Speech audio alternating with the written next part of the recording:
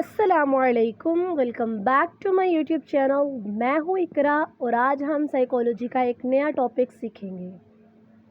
जो टॉपिक आज हमने सीखना है वो टॉपिक है ऑर्गेनाइजेशनल साइकोलॉजी। ऑर्गेनाइजेशनल साइकोलॉजी से पहले समझने से हम एक एग्जाम्पल के ज़रिए मैं आपको बताती हूँ कि ऑर्गेनाइजेशनल साइकोलॉजी क्या होती है। सोचिए आप एक यूनिवर्सिटी के स्टूडेंट हो, क्लास अटेंड करते हो, टीचर्स का प्रेशर, असाइनमेंट का लोड और कभी कभी मोटिवेशन ज़ीरो।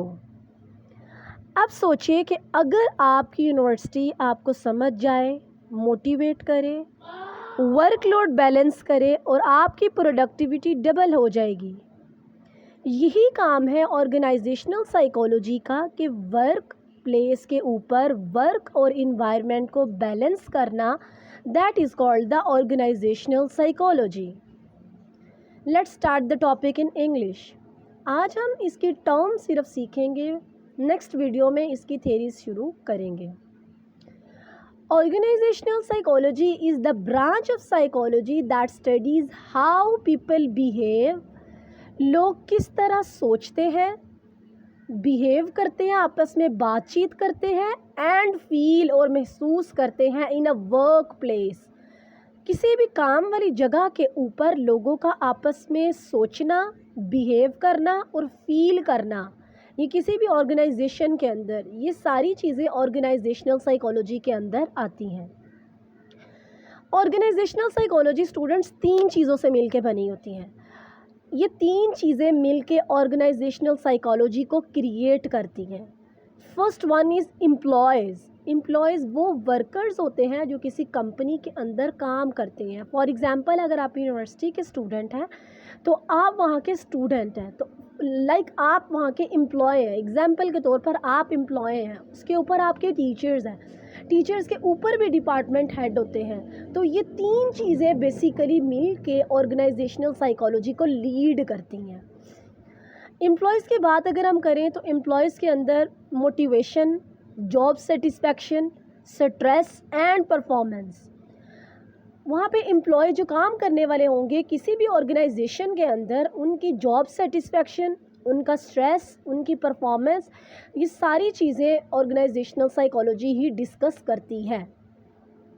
और अगर हम बात करें सेकंड पॉइंट की, जो ऑर्गेनाइजेशनल का मेन कंपोनेंट है वो है लीडर्स या managers. How they manage teams, यानी ऑर्गेनाइजेशनल साइकोलॉजी के अंदर कहते हैं कि कोई भी कंपनी या कोई भी इंस्टीट्यूट किस तरह चीज़ों को मैनेज करता है, किस तरह वो अपने फैसले करता है और किस तरह वो दूसरों को इन्फ्लुएंस करते हैं, ये भी ऑर्गेनाइजेशनल साइकोलॉजी ही तय करती है। And the third point is work environment. जिस इंस्टीट्यूट में, जिस जगह पे काम किया जा रहा है, वहाँ का इन्वायरमेंट भी बहुत ज़्यादा मैटर करता है। अगर इन्वायरमेंट बहुत अच्छा होगा तो प्रोडक्टिविटी बढ़ेगी और अगर इन्वायरमेंट अच्छा नहीं होगा तो प्रोडक्टिविटी ख़त्म हो जाएगी। How company culture, policies and structure effect workers. Work environment अगर किसी भी इंस्टीट्यूट का बहुत ज़बरदस्त होगा, वहाँ पे काम करने वाले एम्प्लॉयज़ या वर्कर्स जो होंगे, उनकी जॉब सेटिस्फैक्शन, उनकी मेंटल सेटिस्फैक्शन और ये सारी चीज़ें उनकी बहुत ही ज़बरदस्त तरीके से चलेंगी। अब हम बात करते हैं कि ऑर्गेनाइजेशनल साइकोलॉजी क्या है, उसके गोल्स क्या हैं, ये मेन किस चीज़ पर काम करती है ऑर्गेनाइजेशनल साइकोलॉजी। ऑर्गेनाइजेशनल साइकोलॉजी के हम 3 पॉइंट डिस्कस करेंगे। ऑर्गेनाइजेशनल साइकोलॉजी बेहतर करती है एम्प्लॉय के वेल बीइंग को, ज़िंदगी गुजारने के तरीके को बेहतरीन करती है। And the second point is increase productivity, काम करने की सलाहियत को बढ़ाती है। To create a healthy workplace, एक अच्छा, हेल्दी, खूबसूरत, सेहतमंद इन्वायरमेंट क्रिएट करती है।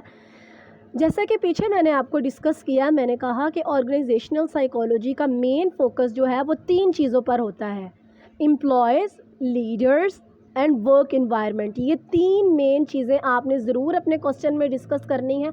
इन 3 चीज़ों के बगैर ऑर्गेनाइजेशनल साइकोलॉजी जो है वो चलती नहीं है।